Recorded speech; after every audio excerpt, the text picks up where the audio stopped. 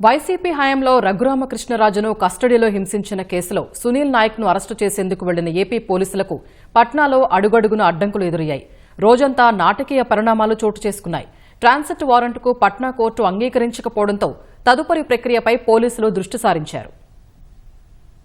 YCP హయాంలో రఘురామకృష్ణరాజును CID కస్టడీలో చిత్రహింసలకు గురిచేసిన కేసులో బీహార్ క్యాడర్ ఐపీఎస్ అధికారి ఎం సునీల్ నాయక్ ను రాష్ట్ర పోలీసులు నాటకీయ పరిణామాల మధ్య అరెస్ట్ చేశారు. ఈ కేసు దర్యాప్తు అధికారిగా ఉన్న విజయనగరం ఎస్పీ దామోదర్ 12 మంది టీంతో సోమవారం పట్నాలోని సునీల్ నాయక్ అధికారిక నివాసానికి వెళ్లారు.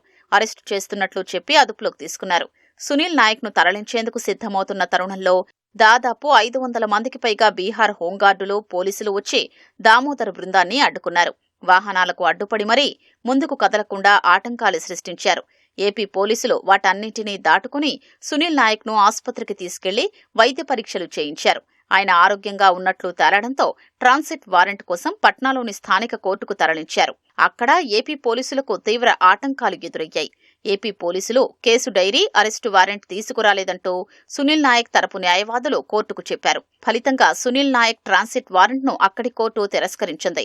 తాము ఆ పత్రాలన్నీ సమర్పించామని ఎస్పీ దామోదర్ బృందం పదే చెప్పేందుకు ప్రయత్నించగా సునీల్ నాయక్ న్యాయవాదులు, బీహార్ పోలీసులు ఏపీ బృందాన్ని చుట్టుముట్టేసి వాదనలు వినిపించడానికి వీల్లేకుండా చేశారు.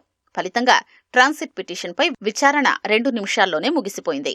30 రోజుల వరకు సునీల్ నాయక్పై ఎలాంటి తీవ్రమైన చర్యలు తీసుకోవద్దంటూ ఆదేశాలిచ్చింది. ఈ నేపథ్యంలో పట్నా కోర్టు ఉత్తర్వుల కాపీ అందగానే అప్పీలుకు వెళ్లాలని ఏపీ పోలీసులు భావిస్తున్నారు. సాధారణంగా అంతర్రాష్ట్ర దొంగల ముఠాలు, వ్యవస్థీకృత నేరగాళ్లను అరెస్టు చేయడానికి మన రాష్ట్ర పోలీసులు ఇతర రాష్ట్రాలకెళ్లి ఆపరేషన్లు చేస్తుంటారు. కానీ ఓ ఐపీఎస్ అధికారిని ఇతర రాష్ట్రాలకు వెళ్లి అరెస్టు చేయడం ఏపీ పోలీసు చరిత్రలో ఇదే తొలిసారి.